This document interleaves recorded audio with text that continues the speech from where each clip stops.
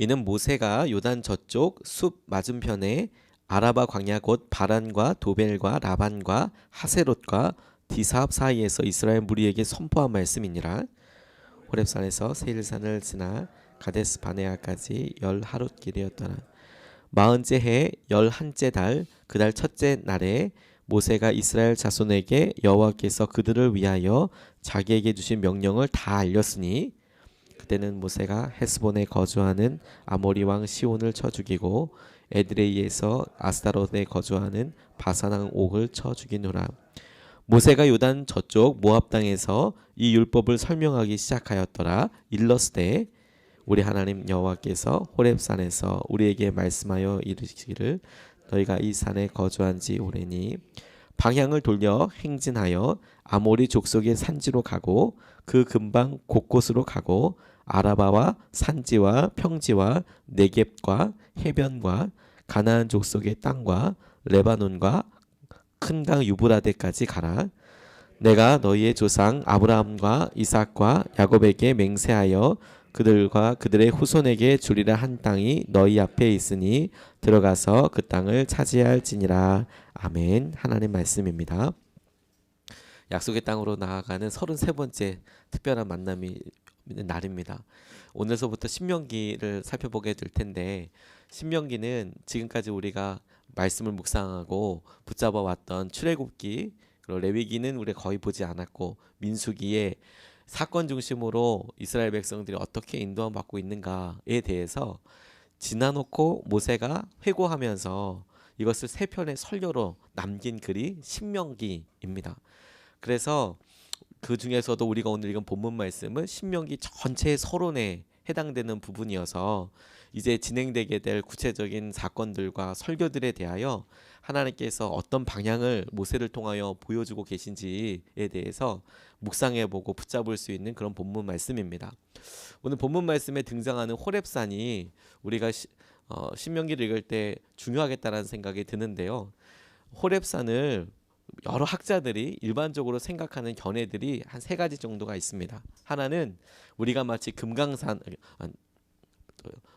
남산을 뭐 목멱산 뭐 여러 가지 이름으로 이렇게 부르듯이, 또 뭐 금강산을 뭐 여러 가지 이름으로 부르듯이 호렙산과 시내산이 똑같은 이름인데 그런데 불러지는 것이 달랐을 것이다라고 보는 사람들도 있고, 두 번째로 이게 어떤 산맥을 이루고 있는 그 산맥 중에서 두 봉우리를 뭐 호렙산과 시내산이라고 이야기하는 경우도 있고, 또 호렙산은 그 산지를 이야기하는 것이고 그 중에 한 봉우리 제일 큰 것을 어떤 시내산이다 이렇게 일컫는다고 생각하는 학자들도 있습니다. 근데 뭐 어떤 것이 정설이든지 간에 대부분의 사람들이 호렙산과 시내산이 거의 비슷한 지역이거나 혹은 동일한 산이라고 이야기하고 있는 것 같습니다.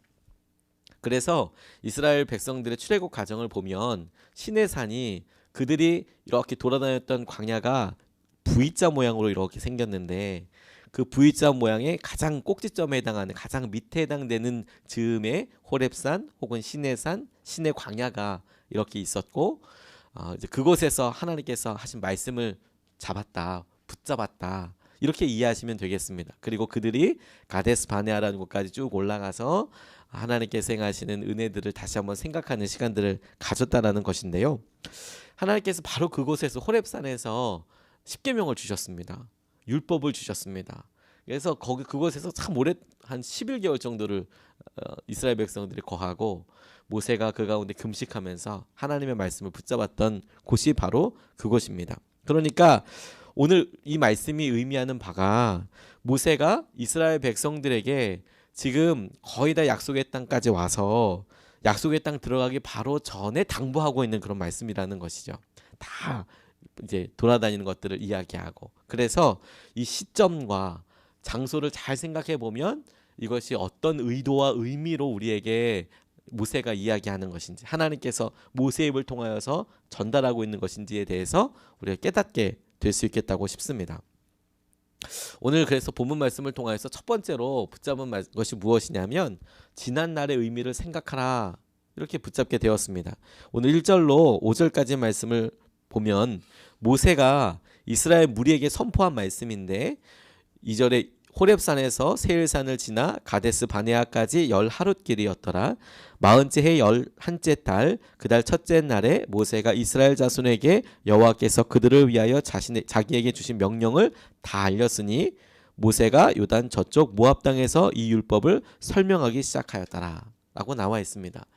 그냥 장소가 나와 있고 열하룻길이라고 나와 있으니까 그렇구나라고 쉽게 넘어가기 쉽지만, 여기에는 사실 굉장히 커다란 시간의 인터벌이 있고 굉장히 커다란 방황을 끝내고 과정을 끝낸 출애굽기와 민수기가 이 본문 몇 절에 훅 다 지나가게 버리게 된 그런 말씀입니다. 그래서 실제로 2절 가데스 바네아까지 10하룻길이었더라. 그리고 3절 넘어가는 요 사이에 38년이 있는 겁니다. 가데스 바네아라는 곳은 이스라엘 이렇게 있으면 이스라엘 하나님께서 약속해 주신 곳 근처에 있었던 곳이거든요. 그래서 지금 모세가 이야기하고 있는 것은 약속의 땅을 들어가기 위하여 요단강 근처에 있는 곳에서 이걸 지금 이야기하고 있는 겁니다. 당부하고 있는 거예요. 하나님께서 9세대 출애굽을 경험했던 세대 중에서 거의 마지막에 해당되는 사람들 중에 모세를 통하여서 그게 지난날에 어떤 의미가 있는 것인지 네가 아느냐? 그러니까 그들이 부모들이 했던 여러 패역한 불순종과 모세를 통하여서 하나님께서 했던 일들에 대해서 하나님이 정말 의도하셨던 것들과 너희들이 함께 살기는 했지만 그 가운데 있었던 일들이 무엇인지에 대해서 하나님께서 하나하나 고백하고 설명하게 하시는 장면이라는 것이죠. 하나님께서 이스라엘 백성들이 약속의 땅에 가까이 왔을 때 40년 전에 있었던 일들을 기억하게 하시는 거예요. 어떤 일이 있었는지 너 한번 잘 생각해 봐라. 그들 호렙산에서 말씀을 받은 것, 그 말씀을 듣고 11일밖에 안 걸렸습니다. 가데스 바네아까지 간 것이. 그리고 바로 가데스 바네아에서 정탐꾼들을 보냈습니다. 그러니까 우리는 가데스 바네아라고 이렇게 읽지만 이스라엘 백성들에게 있어서 가데스 바네아라고 얘기하면 제일 먼저 떠올랐던 것이 무엇이냐면 정탐꾼. 그 정탐꾼들을 통해서 우리가 했던 여러 악평한 것들, 불평한 것들. 그래서 38년 동안이나 40년에 가까운 시간 동안을 돌아다니게 됐던 것들. 그러니까 가데스 바네아가 그냥 우리가 읽고 넘어갈 수 있는 그런 것이 아니라 이스라엘 백성들에게 있어서는 정말 기억될 만한, 마음에 뼈저리게 삶에 있어서 가장 기억될 만한 그런 상처고 상징이고 표현하는 모든 것이 되는 것이죠. 그러니까 이 50일 동안에 하나님께서 이스라엘 백성들에게 하는 말씀도 다 하셨고 이스라엘 백성들의 영적인 상태도 다 드러나게 되고 그렇게 다 일어난 것들을 그냥 단어 몇 가지로 설명을 한 거라는 겁니다. 신명기는 바로 그런 목적을 위해서 사실 쓰여지게 되었습니다. 하나님께서 어떻게 행하셨는지, 모세가 말한 것들이 하나님이 어떤 의도로 너희들에게 전달하게 한 거였는지, 이게 지금 전에 있었던 사람들 다 죽었고 남아있는 사람들 중에서 왜 이런 일이 생겼는지 이걸 하나하나 교육하는 것을 목적으로 쓰여졌거든요. 근데 이게 중요한 이유가 있습니다. 왜냐하면 대부분의 사람들이 자신들이 경험한 경험에서, 고통과 고난의 경험치에서 자기에게 있었던 일을 해석하기 때문에 그렇습니다. 실제로 어려우면 아이들은 어려운 것밖에 기억이 안 되죠. 제가 어렸을 때 저희 아버지께서 목회를 하시고 아버지께서 미자리 교회를 목회하시면서 있었던 일들을 생각을 해보면 저는 힘들었다, 가난했다, 어려웠다, 이렇게만 생각이 되는 것이죠. 그런데 지나놓고 나서 제가 목회 얘기를 해보고 나니까 그냥 그게 힘든 게 아니고 그게 가지고 있었던 의미가 있었다는 것을 알게 되었습니다. 저도 똑같이 겪었는데 저는 그때 당시에는 그걸 생각해보지도 못했던 것이죠. 하나님께서 우리 가정의 가난함을 통해서 우리 가정의 여러 어려움과 고난들을 통하여서 결국에 우리를 인도하셨던 것이 무엇이던가. 근데 저는 굉장히 많은 시간들을 자녀로서 생각하기에 힘든 것, 불편했던 것, 어려웠던 것으로만 생각을 하고 있었던 것이죠. 근데 하나님께서 말씀을 주시고 그것의 진짜 의미가 무엇인지 아느냐? 너를 낮추시고 너에게 기억하게 하신 것이 무엇인지 아느냐? 라는 것을 알게 해주시는 것이죠. 사실 우리들은 사실 팩트가 되게 중요하다고 생각합니다. 있었던 일, 경험 자체, 광야길, 힘든 거, 만나, 이런 것들이 중요하다고 생각하지만 하나님께서는 그런 팩트에 대한 믿음의 고백이 중요하다고 말씀하시는 것이죠. 진실이 중요하다. 너 그 만나로 너에게 남겨진 것이 무엇인지 아느냐? 너희 광야 생활을 통하여서 너에게 있었던 것이 무엇인지 아느냐? 라고 이야기하고 있어요. 그래서 출애굽기와 민수기를 이해하고 말씀을 계속 묵상할 때 신명기에서 똑같은 본문 말씀을 찾아보면 하나님께서 민수기와 출애굽기에서는 말씀하지 않았던 하나님의 마음에 대해서 이야기하고 계세요. 대표적인 것들이 우리 8장 넘어가면 보게 될 것이 하나님께서 이 광야길을 걷게 하신 이유가 뭔지 아느냐? 너를 낮추시고 네가 떡으로 사는 것이 아니라 하나님의 말씀으로 사는 것을 알게 하려고 그래. 이렇게 하나님께서 말씀을 하시는 것이죠. 의미에 대해서 설명하게 되시는 거죠. 그게 진실이 무엇인지 알았느냐? 라고 하나님께서 우리에게 깨닫게 하시는 시간을 주시는 것입니다. 주님께서 우리에게 새날을 위해서 마무리해야 될 것들 중에 첫 번째로 주신 것이 무엇이냐면 가데스 바네아처럼 우리의 삶에 있어서 여러 영적인 중요한 포인트들에 대하여 너희가 생각하라는 것이죠.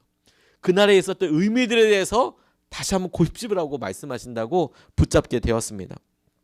저는 교회가 사람이다라는 그 고백을 계속 생각할 때마다 하나님께서 우리에게 행하시고 있는 일들에 대해서 새롭게 깨닫게 됩니다. 우리가 진짜 무엇을 붙잡아야 하는가? 우리가 우리의 교회의 부흥과 우리 교회에 나아갈 바를 위해서 우리가 사인으로 붙잡아야 될 것이 무엇인가? 보여지는 건물이고 돈이고 이런 게 아니라, 재정이 이런 게 아니라 사람은 어떻게 변화되고 있는가? 어떻게 하나님께서 우리 교회를 통하여 전도하게 하실 것인가? 어떻게 하나님 나라를 위해서, 확장을 위해서 우리를 지역에 심으실 것이고 거기에 우리가 그렇게 녹아져서 하나님께서 행하시는 일을 보게 하실까? 그때 드러나는 것은 사람이겠구나. 우리가 지금 경험하고 있는 이런 경험치와 아마 한 10년 후나, 아니 짧게는 3년 후에 지금 우리가 생각한 이 40일 기도회를 통해서 우리가 고백하는 게 완전히 다를 겁니다. 그렇지 않겠습니까? 그런 의미에서 하나님께서 우리에게 지난 날을 생각하는 오늘을 똑같이 그렇게 보라고 말씀하고 계시는 것이죠. 두 번째로 붙잡은 것은 무엇이냐면 원래의 계획을 기억하라는 것이죠. 원래 계획이 있었다는 겁니다. 들어가서 그 땅을 차지하라 라고 말씀하시는데 원래 계획이 있으셨어요. 6절 말씀서부터 보면 이렇게 나와 있습니다. 호렙에서 너희가 이 산에 거주한 지 오래니 방향을 돌려 행진하여 아모리 족속의 산지로 가고 그 근방 곳곳으로 가고 아라바와 산지와 평지와 네겝과 해변과 가나안 족속의 땅과 레바논과 큰 강 유브라데까지 가라. 내가 너희의 조상 아브라함과 이삭과 야곱에게 맹세하여 그들과 그들의 후손에게 주리라 한 땅이 너희 앞에 있으니 들어가서 그 땅을 차지할지니라 라고 말씀하고 있습니다. 여러 지명들이 나와 있는데 하나님께서 그런 지명들을 말씀하시면서 너 올라가서 그 땅을 차지하라 라고 이야기하고 있습니다. 그런데 이 지금 이야기들을 지도에서 찾아보면 굉장히 흥미로운 것이 있습니다. 호렙산에서 가데스 바네아를 점으로 찍어보면 이스라엘 백성들이 하나님께로부터 받은 약속의 땅 바로 남단에 있는 것을 알게 됩니다. 접경 지역이 지금 가데스 바네아라는 곳입니다. 그런데 이것의 특징이 무엇이냐면 요단강을 건너지 않고도 바로 올라가면 되는 땅이었습니다. 그래서 지금 뭐 올라가서 아라바에서 해서 뭐 아모리 족속의 산지는 바로 위고 그 위에 올라와서 레바논과 유브라데라까지 얘기하는 것은 하나님께서 이스라엘 전체에 주신 땅을 가장 남단에서부터 북단까지를 다 훑어서 너 그 땅을 다 차지해라라고 지금 말씀하고 계시는 것이죠. 요단강을 건너지도 않고 그냥 그리로 올라가면 너희들 이 땅을 내가 너에게 주었다라고 하나님께서 말씀하고 계시는 거예요. 그러니 이스라엘 백성들이 모세를 통하여서 그 장소들을 살고 있었으니까 잘 알고 있지 않았겠습니까? 가데스 바네아에서 있었던 일을 기억해라. 그리고 가데스 바네아에서 하나님께서 하신 말씀들을 기억하라 라고 이야기하고 계시는 것이죠. 그런데 이 똑같은 본문 말씀을 민수기에서 찾아보면, 출애굽기에서 말씀 보면 하나님께서 이렇게 말씀하셨다라는 이야기가 나오지 않습니다. 율법을 말씀하셨다고 이야기가 나와 있습니다. 하나님께서 율법을 말씀하시고 법령을 같이 하고 순종해야 될 것에 대해서 말씀하셨는데, 근데 모세가 지나놓고 보니까 그 율법을 주시고 하나님께서 어떻게 하셔야 될지를 고백하게 하신 목적들이 무엇이냐면 너의 조상 아브라함과 이삭과 이스라엘 야곱에게 주셨던 대로 너에게 행하실 것들을 너희들 붙잡아야 한다라고 말씀하셨다라는 것이죠. 하나님께서 신의 산 그곳에 있었던 일들을 오래 있었다라는 표현을 하고 계세요. 11개월을 있었습니다. 제가 이 마음을 읽다가 울컥했습니다. 왜냐하면 우리는 하나님 38년이나 걸렸습니다. 40년이나 걸렸습니다. 통칭해서 40년 걸렸습니다. 그런데 하나님은 우리는 40년 길다고 이야기하는데 지금 뭐라고 우리에게 이야기하시냐면 너희들이 시내의 산에서 말씀 붙잡고 새로운 말씀을 다 듣고 적용해 보는 데까지 걸렸던 11개월도 내게는 너무 오래였다라는 이렇게 말씀이 다가오는 겁니다. 하나님 보시기에 그 11개월도 너무 길었다. 이게 어떤 의미입니까? 하나님은 약속의 땅을 빨리 주고 싶으셨던 것이죠. 말씀해 주시고 너에게 약속한 것들을 실제로 이루어 주시고 그렇게 행하기를 원하셨다라고 제게 다가오게 되었습니다. 그렇군요, 주님. 그런데 우리는 우리에게 있어진 일들이 이유와 맥락을 모르고 그냥 돌아다녔다라고만 생각하지만 하나님 말씀은 이스라엘 백성들보다 하루하루가 더 급하셨겠구나라는 생각을 하게 되었습니다. 그렇군요, 하나님. 하나님께서 처음 아브라함을 부르셨을 때부터 저는 이 날을 기다리셨다고 생각이 듭니다. 아브라함에게 너 하늘의 땅을, 하늘의 별을 봐라. 너의 자손 이렇게 많을 것이다라고 자손에 대해서 약속해 주시고 너 이 땅을 너 보이는 데를 다 주겠다라고 땅에 대해서 약속해 주시고 이게 두 가지를 약속하여 주셨는데 430년이 지나고 나니까 한 이제 500년 정도가 지나고 나니까 백성들은 정말 구름대와 같이 많아졌습니다. 그래서 약속의 땅을 주겠다고 하셔서 이제 아브라함에게 약속하셨던 땅까지 주시려고 하는데 하나님께서 이거 정말 기대하고 계셨구나라는 생각을 하게 되죠. 아이에게 저희 딸들에게 선물을 해줄 때가 있습니다. 뭐 비싼 선물은 아니어도 애들이 평소 때 그렇게 나팔을 불던 꼭 사주세요 했던 것들을 이렇게 뭐 하나 구입해서 요걸 언제 줄까 생각할 때가 얼마나 큰 행복인지 몰라요. 이게 비싸서가 아니라 우리 아이가 이거 얼마나 좋아할까. 제가 준비해 놓고 이렇게 장롱에다가 숨겨 놓기도 하고 그럴 때 기분이 얼마나 좋은지 몰라요. 너무 좋아하겠지. 이거 잊혀지 머릿속에 떠나지가 않는 거예요. 이거 주면 너무 좋아할 거야. 이거 너무 갖고 싶어 했으니까. 이거 너무 보고 싶어 했으니까. 이 책 너무 갖고 싶어 했으니까. 너무 좋아할 거야. 근데 하나님이 그 생각을 문득 나게 해주시는 거예요. 아브라함에게 하셨던 약속들에 대해서. 너 이게 얼마나 하나님께서 이것을 바라고 있었는지 넌 알겠느냐? 라고요. 그런데 여러분, 제가 이 말씀 붙잡고 생각해 보면서 우리 대부분이 이 원래 계획에 대해서 알기는 하는 걸까? 이스라엘 백성들의 입장에서 생각을 해봤어요. 그들이 젊어서 부모들이 혹은 함께 경험했던 일들을 힘들었다 어렵다고는 경험하는데 지금 하나님께서 모세를 통하여 너 원래 계획이 뭔지 알았느냐?